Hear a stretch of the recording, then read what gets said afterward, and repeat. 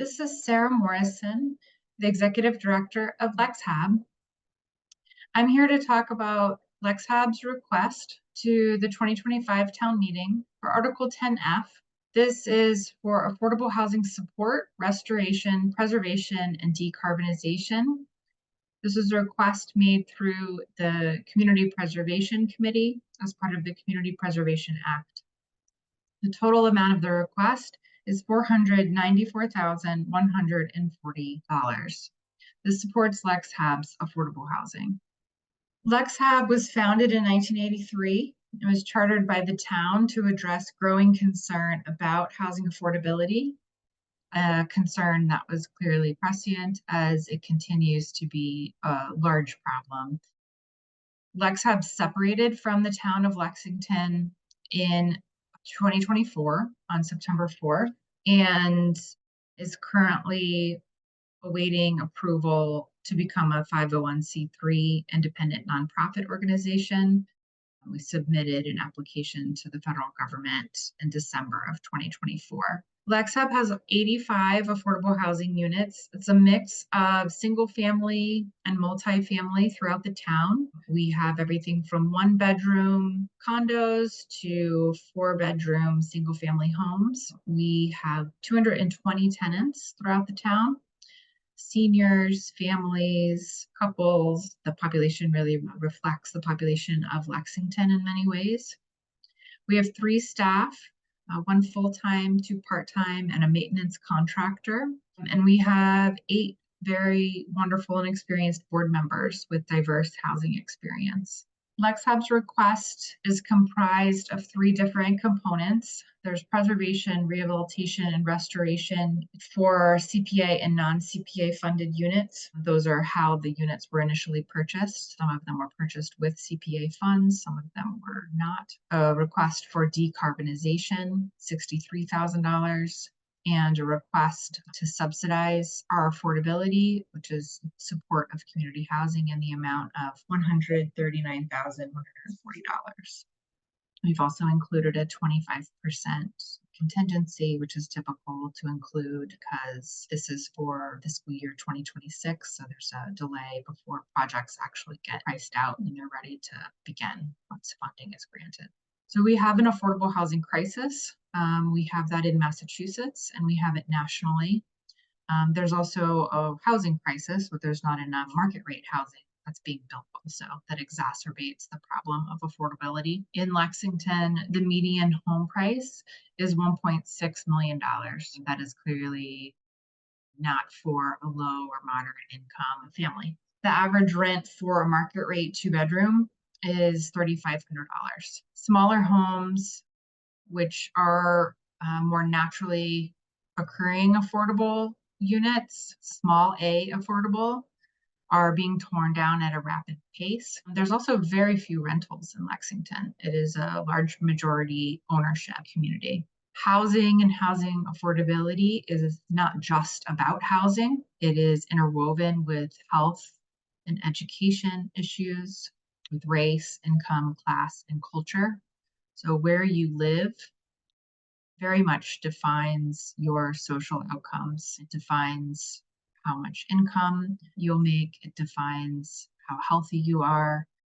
It defines your educational outcomes. So it's critical to remember that affordable housing is not just about housing, but that it cuts through all of these social outcomes as well: health, education, and also provides really important diversity in the community: race, income, class, and culture. We have had long-time housing segregation throughout the Metro West of Boston, and we see that today reflected in the population that lives in Lexington. We still have a voluntary desegregation program in our education system, and that's a result of long-term housing segregation. So we have a lot of work to do. As I mentioned, we have a housing shortage locally, statewide, and nationwide. So this is not unique to Lexington. However, the power and the solution is something that Lexington can do something about locally. Existing affordable housing must be preserved and retrofitted for climate resiliency. We should be preventing homelessness by supporting extremely low-income households who are already in affordable units, because if they lose those units, there's really no units for them to find that are affordable. And of course, we need to be building more affordable units and also to be purchasing market rate or off-market units to turn them into affordable units wherever possible. And that's something that LexHAB does. So for preservation, rehabilitation, and restoration, which makes up $221,000 of our request, there's a wide variety of projects that both preserve the unit and also some rehab work and restoration work. So this is an example of projects ranging from bulkhead replacement, roof replacement, exterior painting, exterior egress replacement, exterior door replacement, regrading the yard to address erosion and to also prevent further erosion, installing gutter guards across units, replacing driveways to address erosion. The preservation portion of the projects are targeted to protect property from injury, harm, or destruction. And it's really key for us to preserve our existing affordable housing. This includes painting exteriors to prevent siding rot and water infiltration, replacing exterior doors to prevent water infiltration, driveway leveling and paving to address erosion damage and prevent harm to the property. Importantly, tree work to prevent destruction of the property, roof replacement, retaining wall replacement to prevent erosion damage, regrading yards to address drainage issues and prevent harm to the property. Installing gutter guards is a way to prevent water infiltration damage to properties and also reducing long-term annual labor costs. And the egress preservation, replacing stairs, deck, and rails with composite to protect the property from rot and damage. $63,000 of our request is focused on rehabilitation for decarbonization. LexHAB has done an extraordinary amount of work to decarbonize all of its units, and we are continuing with that work. Important to meet state and local goals for decarbonization. Buildings also make up the majority of greenhouse gas emissions, and that is true locally as well as statewide and nationally. The projects that request funding for this decarbonization is a gas to electric conversion of one of the units, which includes also HVAC system and water heater, and upgrading heat pumps in 3 units that are outdated and inefficient. As I mentioned, the building efficiency and renewable energy, LexHAB's decarbonization aligns with Lexington's climate action and resiliency planning with the goal of having 100% electrified buildings.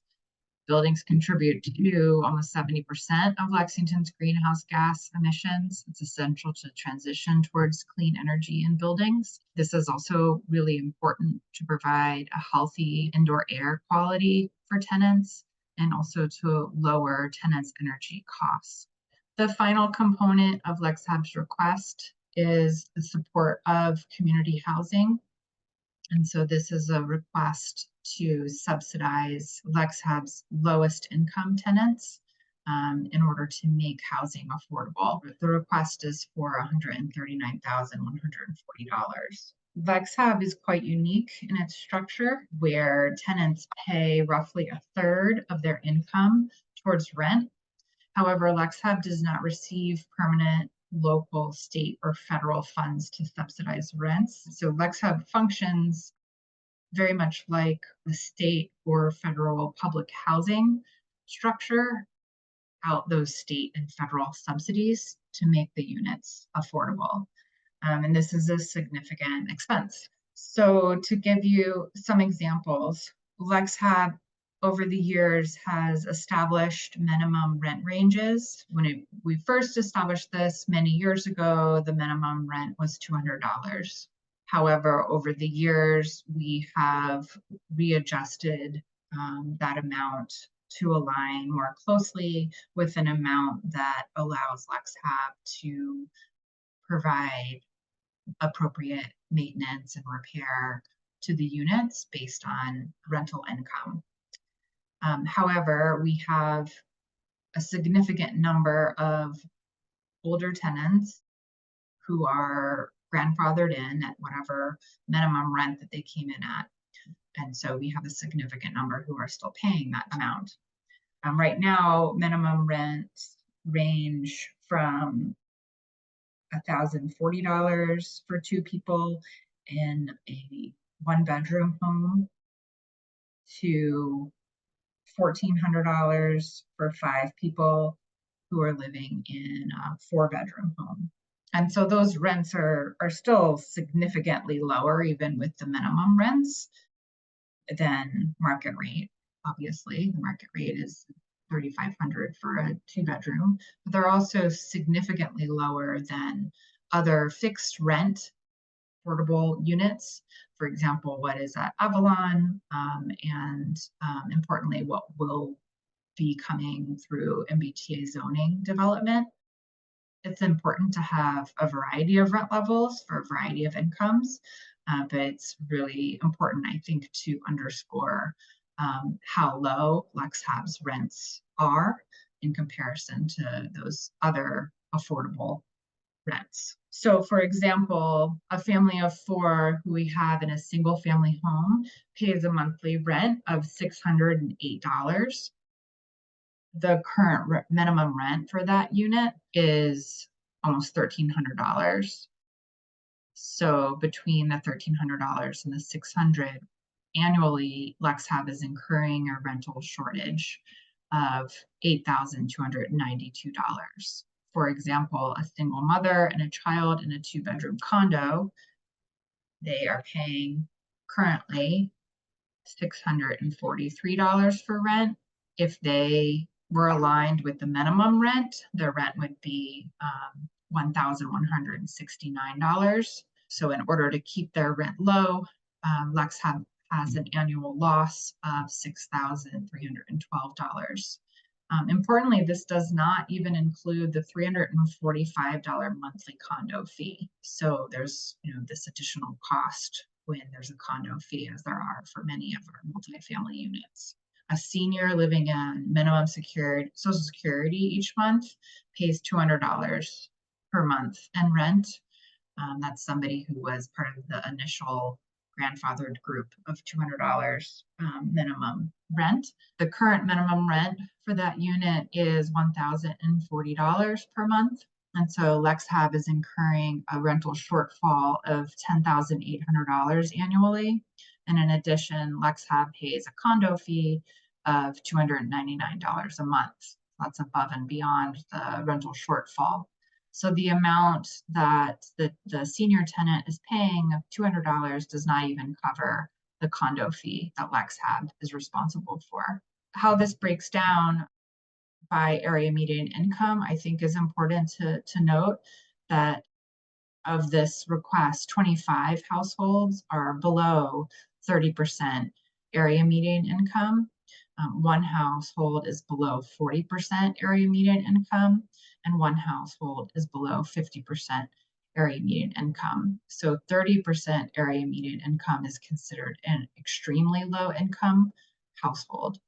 So the households that LexHAB is serving here and that we were requesting a subsidy to help fund this rental shortfall are very low income folks. And it's a really important population to serve, and an important population that really is not served by anyone else other than the housing authority.